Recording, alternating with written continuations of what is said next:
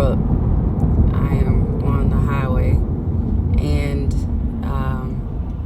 where I'm going, it's going to be cold. So that's why I have on sleeves and such. I know it's summertime, but the building is cold. Okay.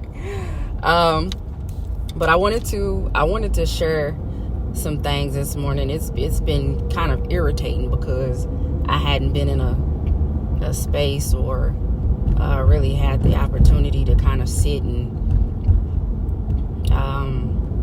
I guess you could say kind of study the way that I wanted to and be able to, speak on some things the way that I had before. Blessed God. But this morning is some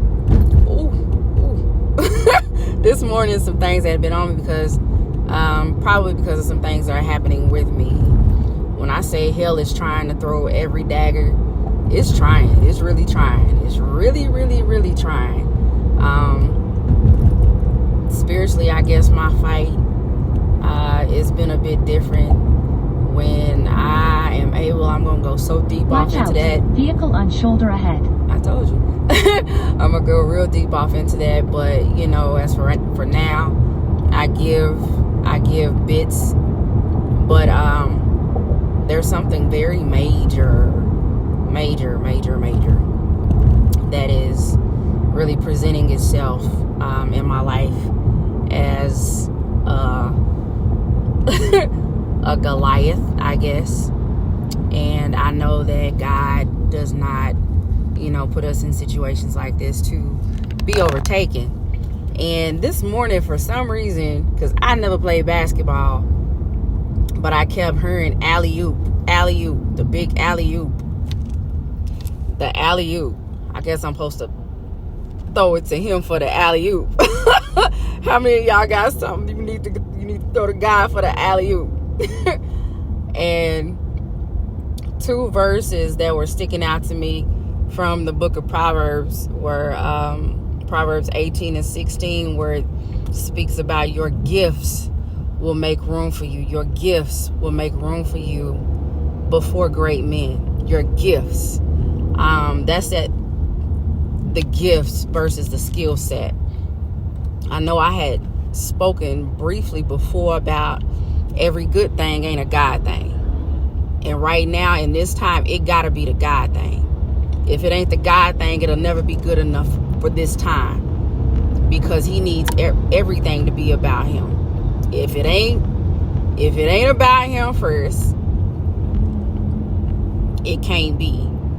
And I think that's why he is not allowing, some of us to continue in the things that we were doing. Even though they may have seemed small, they may have seemed minor, they still weren't in alignment with what he wanted of us and from us. And so he's cleaning and he's purging and plucking and pushing and all of that, and like consecrating us and pushing us away and pulling us to the side and isolating again. I'm understanding why I was sent off so many times to be isolated before. And it's like in this time of right now, it feels nomadic, and I'm not exactly sure what he's going to do with me, but I know it's going to be something that he's going to stand back and be like, I did that. Everything and everybody that tried to break her down, I pulled her up.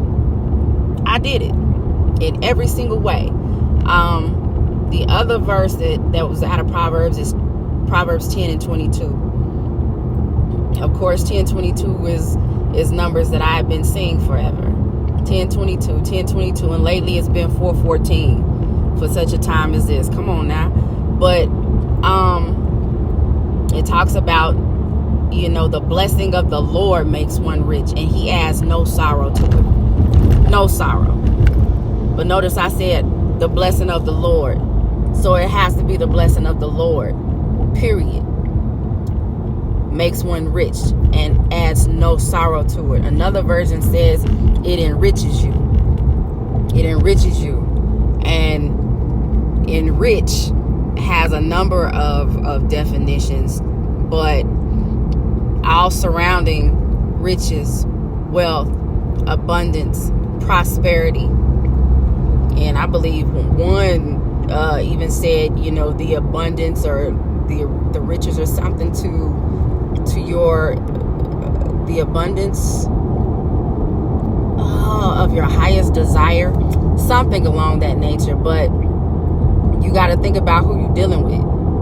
You're dealing with the one who owns everything. Our Father owns everything.